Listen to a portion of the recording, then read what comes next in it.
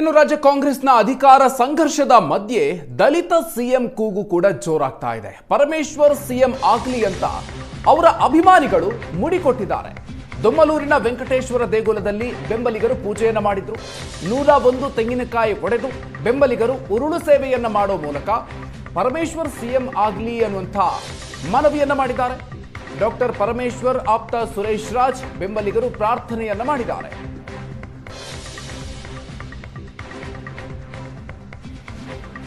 Doctor G Parameshwar ಅವರು CM ಆಗಲಿ ಅಂತ ಹೇಳಿ ಅವರ ಬೆಂಬಲಿಗರು ಮುಡಿಕೊಟ್ಟು ಪ್ರಾರ್ಥನೆಯನ್ನ ಮಾಡಿದ್ದಾರೆ. ದೊಮ್ಮಲೂರಿನ ವೆಂಕಟೇಶ್ವರ ದೇಗುಲದಲ್ಲಿ ಬೆಂಬಲಿಗರು ಪೂಜೆಯನ್ನ ಮಾಡಿದ್ರು. 101 ತೆಂಗಿನಕಾಯಿ ಒಡೆದು ಬೆಂಬಲಿಗರು ಉರುಳು ಸೇವೆಯನ್ನ ಮಾಡಿದ್ದಾರೆ. ಡಾಕ್ಟರ್ ಪರಮೇಶ್ವರ್ ಅವರ ಆಪ್ತ ಸುರೇಶ್ ರಾಜ್ ಬೆಂಬಲಿಗರು ಪ್ರಾರ್ಥನೆಯನ್ನ ಮಾಡಿದ್ದಾರೆ. ಒಂದು ಕಡೆಯಲ್ಲಿ ರಾಜ್ಯ ಕಾಂಗ್ರೆಸ್ನಲ್ಲಿ ನಡೀತಾ ಇರುವಂತಹ ಅಧಿಕಾರ ಸಂಘರ್ಷದ ವಿಚಾರ ಒಂದು ಹಂತಕ್ಕೆ ಕದನ ವಿರಾಮದ ರೀತಿಯಲ್ಲಿ ಕಂಡು ಬರ್ತಾ ಇದೆ. ಆದರೆ ಅವರವರ ಬೆಂಬಲಿಗರು ಮಾತ್ರ ತಮ್ಮ ತಮ್ಮ ಪ್ರಯತ್ನಗಳನ್ನ, ತಮ್ಮ ಪ್ರಾರ್ಥನೆಗಳನ್ನ, ಹೋರಾಟಗಳನ್ನ ಮುಂದುವರಿಸಿದ್ದಾರೆ. ಈಗ ಪರಮೇಶ್ವರ್ ಅವರ ಬೆಂಬಲಿಗರು ಡಾಕ್ಟರ್ ಜಿ ಪರಮೇಶ್ವರ್ ಅವರು ಸಿಎಂ ಆಗಬೇಕು ಅಂತ ಒತ್ತಾಯವನ್ನ ಮಾಡಿ ಈ ರೀತಿಯಾಗಿ ತಮ್ಮ ಬೆಂಬಲವನ್ನು ಸೂಚಿಸಿದ್ದಾರೆ. ಜೊತೆಗೆ ದೇವರಿಗೆ ಪೂಜೆಯನ್ನು ಕೂಡ ಸಲ್ಲಿಸಿದ್ದಾರೆ.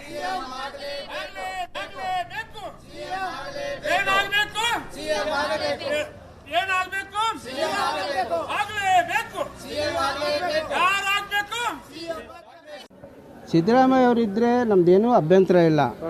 ಏನಾನ ಚೇಂಜ್ ಆದರೆ ನೀವು ಡಾಕ್ಟರ್ ಜಿ ಪರಮೇಶ್ವರ್ ಅವ್ರನ್ನ ಸಿ ಎಮ್ ಮಾಡಬೇಕು.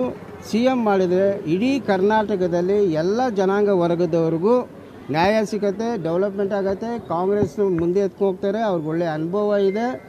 ಬರೀ ಕರ್ನಾಟಕ ಅಲ್ಲ, ಇಡೀ ದೇಶದಲ್ಲಿ ಕಾಂಗ್ರೆಸ್ ಬರೋಂಥ ಚಾನ್ಸಸ್ ಇದೆ. ಇವತ್ತು ನಾವೆಲ್ಲ ಜಾತಿ ವರ್ಗದವರು, ಬರೀ ದಲಿತರಲ್ಲ, ಮುಸಲ್ಮಾನರಲ್ಲ, ಬ್ರಾಹ್ಮಣ್ಸು ಅಲ್ಲ, ಕ್ರಿಶ್ಚಿಯನ್ಸ್, ಎಲ್ಲ ವರ್ಗದವರು. ಜಿ ಪರಮೇಶ್ವರ್ ಅವರು